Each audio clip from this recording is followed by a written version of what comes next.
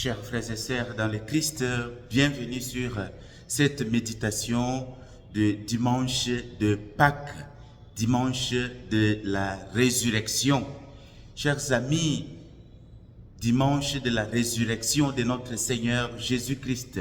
C'est un jour de joie, c'est un jour lumineux, c'est un jour fantasmagorique, c'est un jour lumineux, c'est un jour de joie, c'est un jour spécial pour tous les chrétiens du monde entier qui célèbrent aujourd'hui la résurrection de notre Seigneur Jésus-Christ, le pouvoir de la vie sur la mort, le pouvoir de la lumière sur les ténèbres, le pouvoir de la puissance de Dieu sur la haine de l'humanité, la haine qu'il y a dans le cœur de gens de ce monde. C'est un jour de libération. C'est le jour où nous sortons de nos tombeaux pour porter la bonne nouvelle de la résurrection à tous. C'est le jour où tous les chrétiens doivent sortir de leur péché, de leur angoisse, de leur deuil pour célébrer la puissance de la vie. Alors aujourd'hui, la liturgie nous laisse la liberté de pouvoir choisir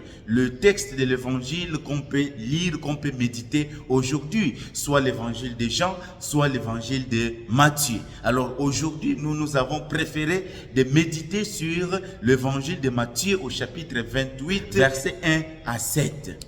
Alors laissez-moi vous dire, chers frères et sœurs, parce que mon cœur est rempli de joie et de conviction pour vous dire que la fête de Pâques, ce n'est pas une réalité passée, c'est une réalité actuelle. Ce n'est pas un événement du passé.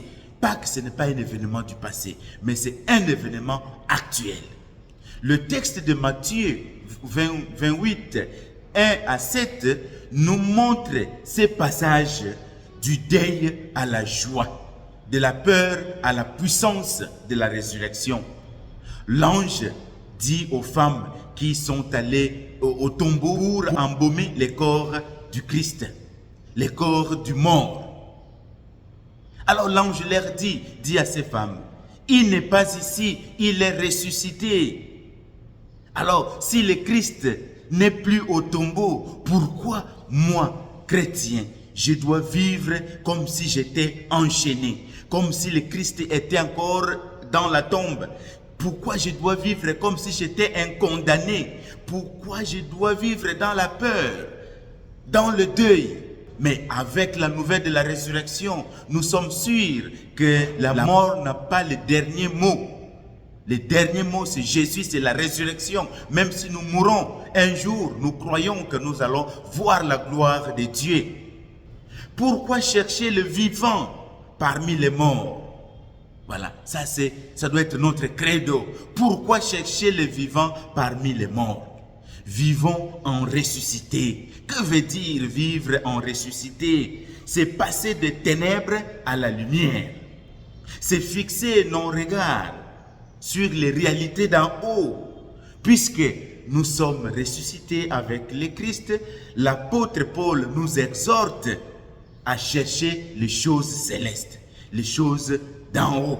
C'est-à-dire vivre selon l'esprit et non selon la chair. Oui, chers frères et sœurs, il y a parmi nous ceux qui sont prisonniers de la chair, prisonniers de leur corps. Ce n'est pas dit qu'il faut négliger les corps. Non, mais nous devons changer de perspective. Si la résurrection est une libération pour ceux qui sont prisonniers de leur corps, de leur je ne sais pas moi quoi, nous leur disons aujourd'hui, sortez de votre tombeau du narcissisme. C'est vrai, nous ne pouvons non plus vivre dans l'illusion, pensant que les combats de la chair est si facile. Justement, c'est un combat, et tant que l'adversaire est actif, nous aussi, nous devons rester vigilants et persévérants dans ces combats.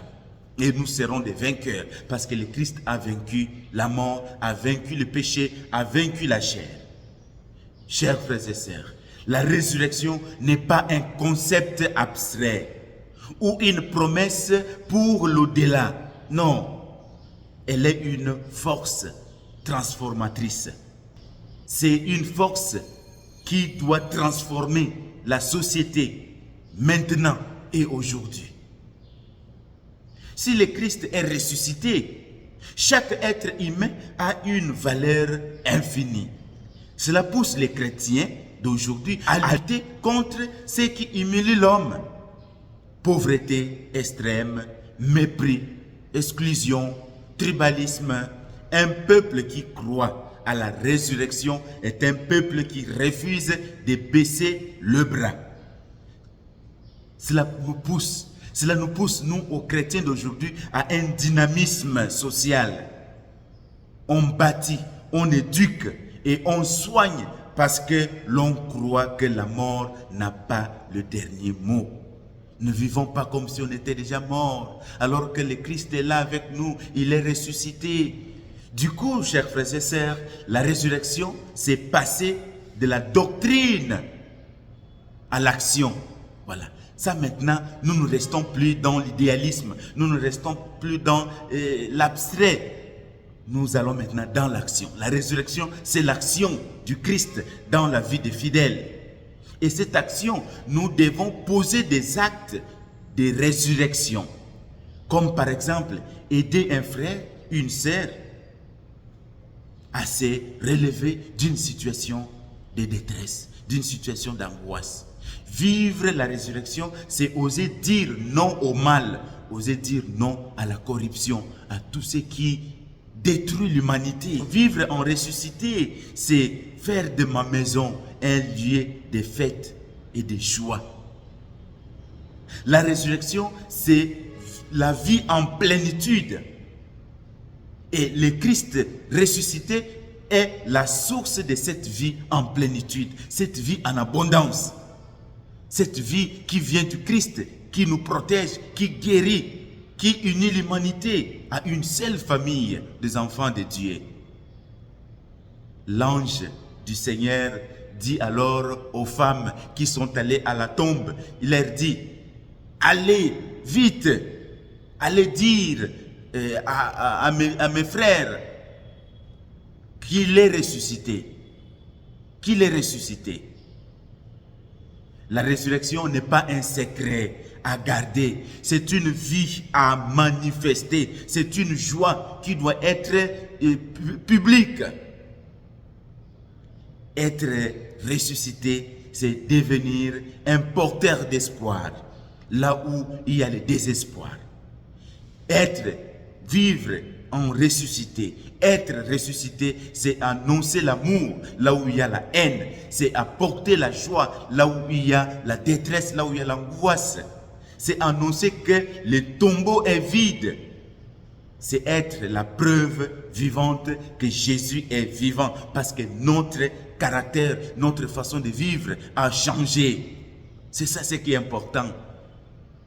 La résurrection, la vie, la Pâque, ce n'est pas de porter de nouveaux habits, mais c'est porter un cœur nouveau. Voilà, c'est porter un cœur nouveau.